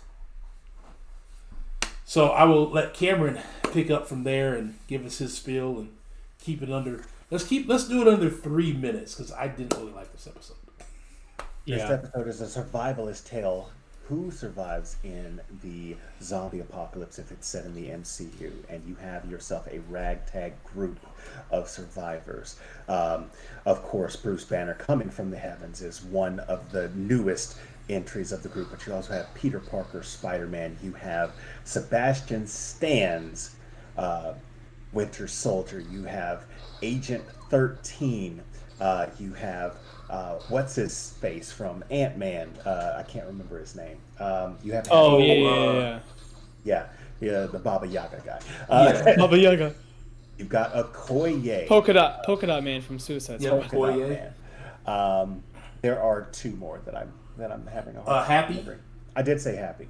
You say Happy, and then we've got the Wasp, Hope Van Dyne. Hope Van Dyne. And the last member is Poopy Farts. I can't remember. Anyway, they are the last surviving members of the MCU, and they're trying to keep themselves alive, because Hope was there at the genesis of the outbreak. Whenever Hank Pym goes back into the quantum realm, the quantum realm, to get his wife back, she contracted a virus that he inadvertently brought back to our world, and now everybody is zombified. They go on a trip to try and get a cure for this infection, but along the way they lose members of the team. Happy gets taken. Agent 13 gets taken. And they were able to get a train started. The Cloak picks Peter as one of the people that he's Peter with the cloak looks so cool. They go to the birthplace of Captain America. They show up there. Hope gets turned into a zombie due to a scratch, and they encounter the Vision, who has been luring people into that area in order to feed his beloved Wanda, who has turned into a zombie, because Vision is not a human. He's not on the menu. But somebody who has been on the menu is T'Challa. T'Challa is alive, and he has been having pieces cut off and fed to her. Wanda. Eventually, they escape. And when I say they, Hulk doesn't make it out. Winter Soldier doesn't make it out. But they find out that there has been a cure because we don't technically know Winter Soldier died. We just see him get thrown. He gets thrown halfway across the state, but you know. Scott Lang has the head of Scott Lang. Yes, the head of Scott Lang has survived, and they make their getaway from that place whenever Vision realizes what he's done has been horrific, and so T'Challa, Peter Parker, and the head of Scott Lang head to Wakanda to take the cure and manufacture it and possibly save the world. And just a little bit after they arrive, we see a zombified Thanos with 5 Infinity Stones.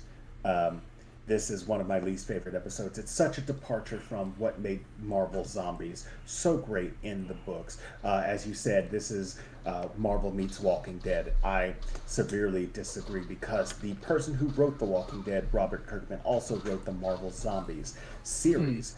And in that series, the Marvel heroes actually are able to speak. You're actually able to understand what they're going through. Some of them go through immense amounts of guilt as they've eaten their loved ones. Peter Parker lamenting the fact that he's eaten Mary Jane and Aunt May. That's something that even though we don't see a zombie Spider-Man, we're missing that little bit of humanity when all we get are groans and growls and things of that nature. This also is the second time we see a dead Tony Stark, or maybe in this case an undead Tony Stark, but then we see him die again when he's eaten by ants. R.I.P. Tony Stark. This is death number 3 that we've seen so far in the MCU. Overall, a lot of people reprise their roles. The only ones that I remember that do not reprise their roles are Peter Parker. Peter Parker is played by I can't remember his name, but he's somebody who has not been in the MCU. He does a well enough job, but everybody else comes back. What's going on, Marvel Blocks, Dan? I think what I wasn't necessarily meaning that it was really good. When I was saying, I was just saying zombies and Marvel. So, but yeah, and there was something I was gonna say. I lost it now. There was there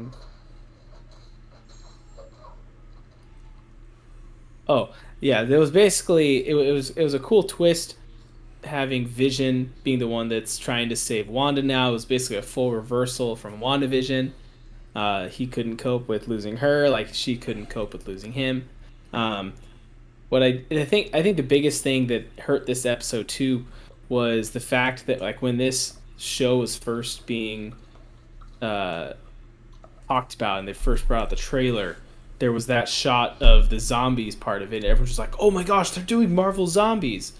Like, and so I think that was probably the one that most people were looking forward to, and so they were expecting and hyping it up and the most. And then what we got was just kind of like, well, that was not it. That was it.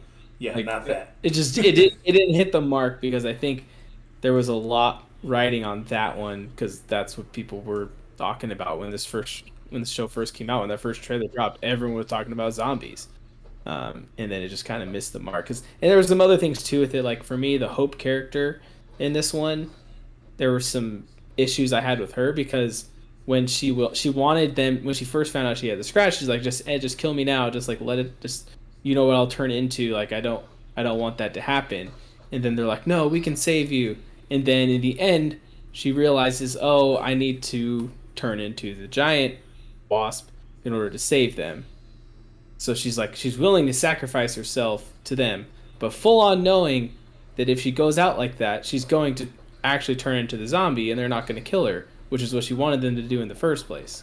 So she gets killed as the giant wasp, and then comes back in the end to almost kill them. I'm like, so that part, that whole like, oh, she didn't want to be turned into a zombie because she didn't want that to happen to her. She didn't want to face them as a zombie. So she wanted to die then, but then she sacrificed herself full on knowing she was going to do exactly that. Like, what? This had tonal issues. Yeah. It had personification issues. Like, I felt like, oh God, why can't I remember his name? The guy from Ant-Man.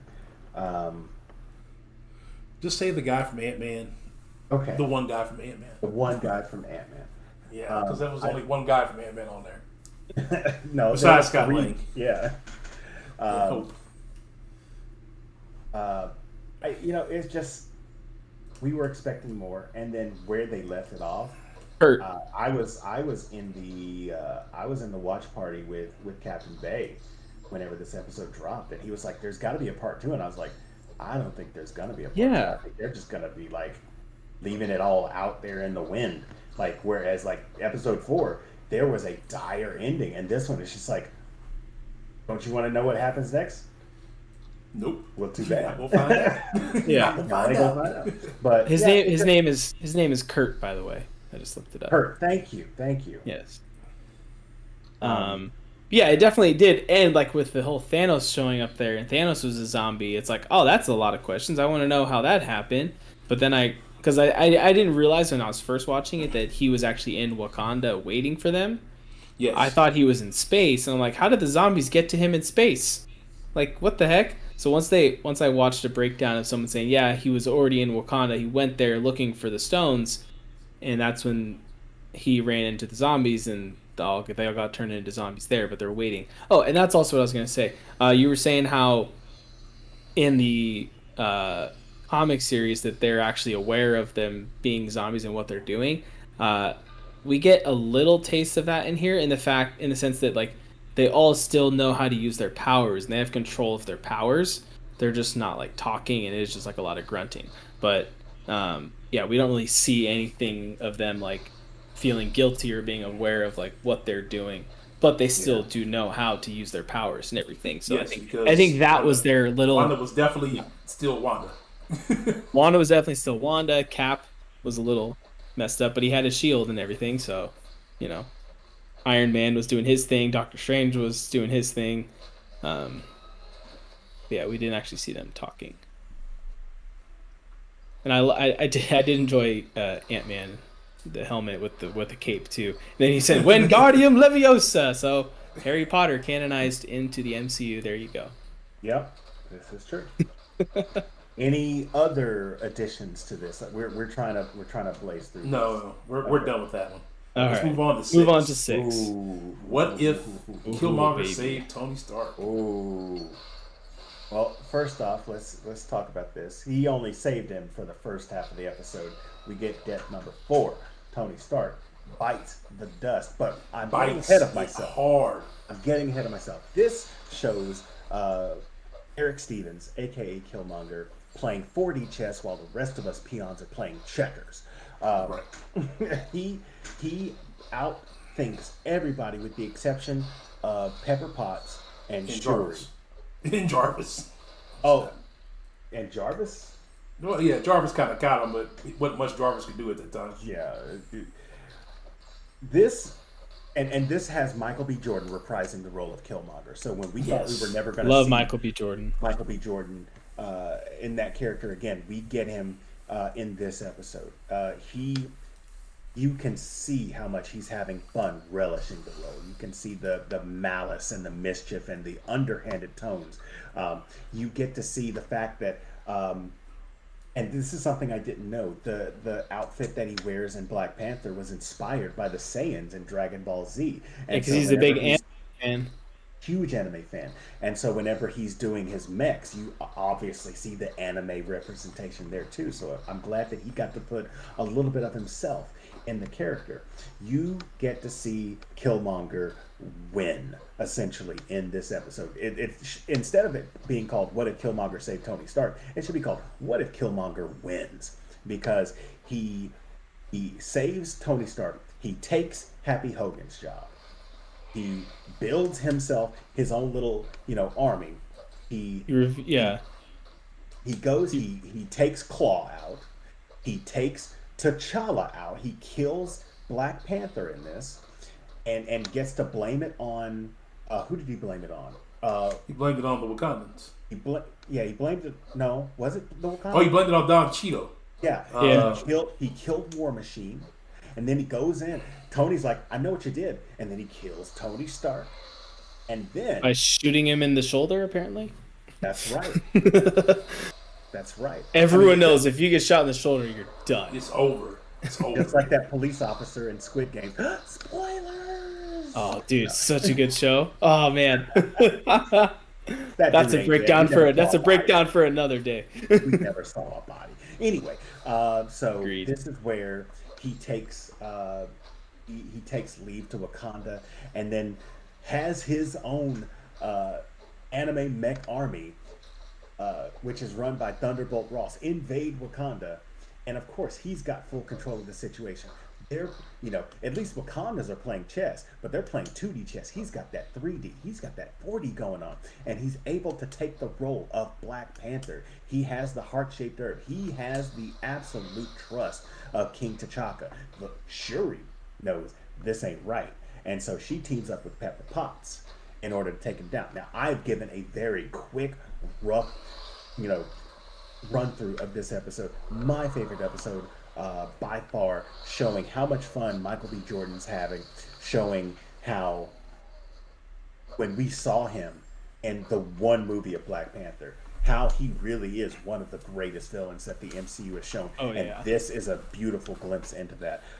Definitely. And like I said, a lot of people reprise the roles. Of course, Mike Wingert doing Iron Man, but absolutely slaying as it. Chadwick Boseman coming back as T'Challa. And Don everybody, Cheadle. yeah, Don Cheadle being, playing the role of War Machine. Jon Favreau coming back as Happy Hogan. I don't know who was Pepper Potts. You know that good daggum well wasn't Gwyneth Paltrow. She's done. It was not. But then even when you go to Wakanda, like everybody that was there, Denai Guerrero comes back as Okoye. Angela Bassett plays. She was the general. Ooh, oh my gosh. Yeah, she was general. Yeah. Ooh. Give me a second. I'm sorry, y'all. Y'all don't know. I mean, if you don't know Angela Bassett, she bad. All right. What's love? She bad. Go on. Ramonda, Queen Ramonda, General Ramonda. Let's go. I got everybody sleeping in the house. I'm getting too Yeah, you gotta chill out, man. Chill out. It's Angela Bassett. What's going on, man, Moses? But yeah, so episode 6 was one of my favorites. With the way Killmonger basically took things down from the inside, the way he kind of told Don Cheadle, just burn it down from the inside. Yep. Which is basically what he did. He infiltrated it and executed his plan perfect. Yep, perfectly. For time's sake, we're going to move on to episode 7.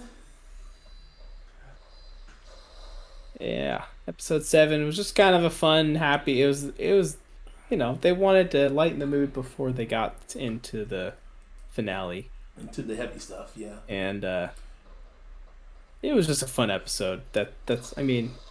Didn't feel like any of the other episodes. It was just what if Thor wanted to have a party in Vegas with all of his friends? That's what it should have been called. Basically, it was basically just the fact that Thor was an only child. Yeah. Which it's hard to believe that all of that's like how it would have turned out. Yeah, like it's kind of hard to believe that's how he would have turned out if he was an only child. Yeah. That episode was the second half of Ferris Bueller's Day Off.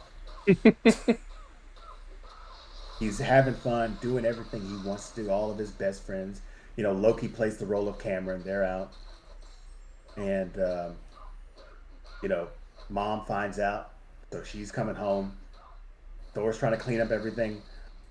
He's jumping over the fence, slow motion, trampoline shot. It's Ferris Bueller's Day Off. Frigga's coming. Oh, gosh. Wow. Yeah, no, that's what it is. and I had mentioned this earlier in the stream. This is my biggest departure of this episode. One thing has changed. Thor's an only child, and he doesn't grow up with Loki as a sibling. Which, if that's what changes with Thor, I'm perfectly fine with that. But that's not the only change. You see a completely different Jane Foster. You see a completely different Darcy. Well, not completely different, but she marries a duck. I almost dropped the bomb. I was like, no, that's too hot. That's I heard. No. And so there are so many departures of characters that weren't affected by this change that I think that they were trying to have fun. They had a little bit too much fun, which is why this ended up being my least favorite episode. And, well, there it is. There we go. And then for time's sakes, let's go ahead and get into finale part 1, as I like to call it. Episode 8, What If Ultron Won? This is where Ultron, if he would have succeeded in making his android body and becoming what Vision was for himself. Captain, you want to start? Yeah, so we get what's the guy's name that was playing Red Skull earlier? Ross Marquand. Ross, the guy that played Red Skull, reprises his, well, not reprises, but he takes on the role of Ultron now. Ultron. Teased at the end of episode 7, which was honestly the highlight of that episode, which was when he shows up on that on the Earth and was like, by the way, I'm here with my army. And Thor's like, what? And even the Watcher's like, wait, what? Yeah. Wait, what? And so that really was just like, wait, what is about to happen? Like, honestly. And we find Ultron winning, basically. And just taking... I'm trying to, like, cliff note this since we don't have much time. I think the funniest part was when Thanos showed up to try to get the stone. Yes. Yeah, said, Thanos shows up and he just, like... he slices him in half. Like, thanks for collecting. It was that simple. That simple. Yeah. Like, why didn't Vision do that in the movies, but in the original? But okay. And then he gets the head. Yeah, he did, and a lot of other parts. Yeah, he went for the heavy section. Yep, and then he takes the stones and creates his own armor, which honestly I thought his suit looked super cool. With the Infinity Stones, in the chest and all of that. Very cool looking thing.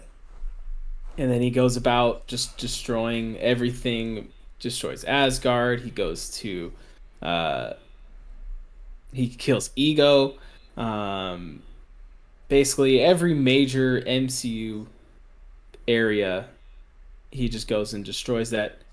Has a fight with Captain Marvel for a little bit, and that's when the Watcher's just kind of like, "This isn't good." And then while that's happening, we have Natasha and Hawkeye that are trying to find a way to destroy Ultron, and that's when the Watcher's really considering intervening, and we get the whole funny scene where he's like, it's right there, no, just stop, don't stop looking. Don't stop looking. It's right. Yeah, and so then they get it, and they find out because what they were looking for was other shield bases. Not shield bases. They were looking for a Hydra base. They were looking for Arnim Zola. No, they were looking. Well, they were looking for an old shield base though that might have the Arnim Zola stuff. No, this was definitely a Hydra base where they kept the other super soldiers. True. Okay. So, anyways, they get there, they find it, they're able to upload his software or whatever you want to call it into that. Well, actually, we're jumping ahead. Then once they find it, then it jumps to the Watcher and Ultron fight, where Ultron actually senses him after he's destroyed everything, and he senses they have their fight and everything, which is crazy. Oh gosh, Galactus vibes. Am I right? Yeah. Yes. Yeah, and he eats where he actually ate the planet or whatever. Yeah. Yeah. I got chills when he did that. That's Galactus done right. Yep. Yeah. Definitely Galactus feels for that one. He actually fights him for a little while longer at that point, but then decides that it's too much and hides off with episode 4's Doctor Strange. Yeah. And then we get Natasha and Hawkeye. They're trying to actually capture one of the drones or whatever. Then they implant the virus into him, and then he says it can't actually it can't take them all down because he can't access the because Ultron was off Ultron Prime or whatever because he wasn't close enough. No. And then at the end, Hawkeye, we have a reversal of roles here. Hawkeye ends up sacrificing himself so that Natasha can survive, opposite from Infinity War or Endgame. Endgame. Yep. So there's that, and then let's wrap this up with episode 9, Cameron.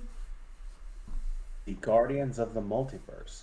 There is a callback to several episodes. We get callbacks to Captain Carter. Yep. We get callbacks to T'Challa Star-Lord. We get a callback to... I think every episode got called back at some point in this movie. I'm just talking about the characters at this point. Gotcha. We get Killmonger. Yep. We get let's see, Thor. 1, 2, 3, 4. Oh, party frickin' Thor. Oh, Uber Chad. We get Uber Chad. I gotta stop being mean to that. We only got the one episode we didn't really get anything from.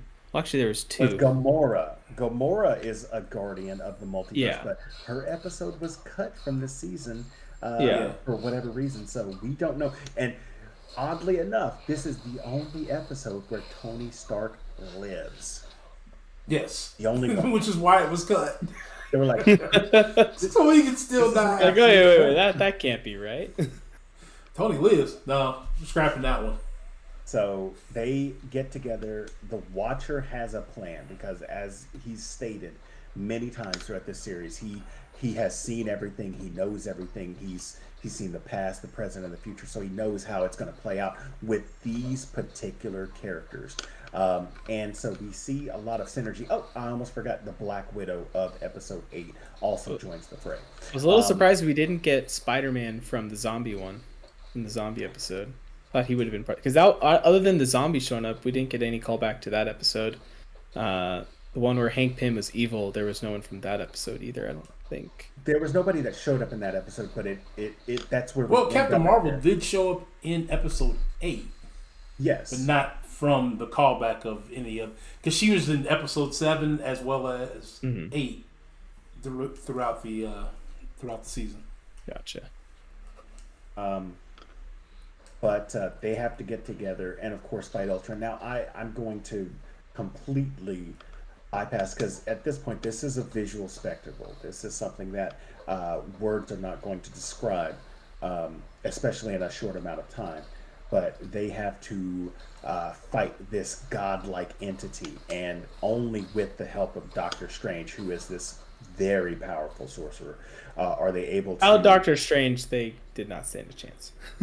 Yeah, without Doctor Strange, they're dog food. And also we have the Black Widow, who had the Arnim Zola algorithm in the arrow. She pulls a Hawkeye while doing a front flip kick, sow cow, whatever, off a motorcycle with with one hand tied behind her back, blindfolded, right into the eye socket of Vision. Like, how do you do that? How precise could you have been? Who taught you to shoot like that? Like, Hawkeye's like, that's my thing. I mean, I feel bad for the guy. He is getting his own show, but really excited for that one. So in the end, they do take down this multiversal threat, and they all go back to their own universes, except for Black Widow, who's refusing to go back to hers because everybody and everything that she ever cared for is dead. And I mean, that is not an exaggeration. Everybody on Earth is dead. Everybody on Earth is dead. Everybody on Xandar is dead. Everybody on Ego, the two dude Mantis is on Ego, they're dead.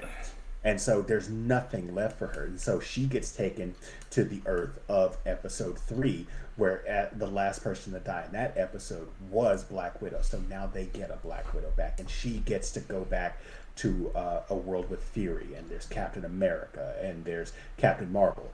That Hawkeye is dead, but at least she has some semblance of her family returning. So that was the series, not series, that was the season finale of What If. There is a post-credit scene that deals with Captain Carter finding the Hydra Stomper armor on the ship Lumerian Star, and there is somebody in the armor, which is alluded to Steve, not only because he was wearing the armor in episode 1, but because the motif of Steve Rogers plays in the background. But that will be something that we talk about on another season. Oh, another season, exactly. My only question behind that is how did he get caught again? Because they freed him, and he got away. They got away, and somehow he ended up caught again. Yeah, unless it isn't him, and that's just we're supposed to believe that it's going to be him. Right. He could be a Winter Soldierized version. So Yeah. he may not be, looking like Jack LaLanne. He could be looking like Steve, Rogers, but, kind of have, the bags under his eyes and things like that, and have a metal arm, that sort of thing. It could be evil Steve. We've never seen an evil Steve in the MCU. We've seen a evil Cap, or maybe more misguided Cap, but never an evil Steve. Yeah.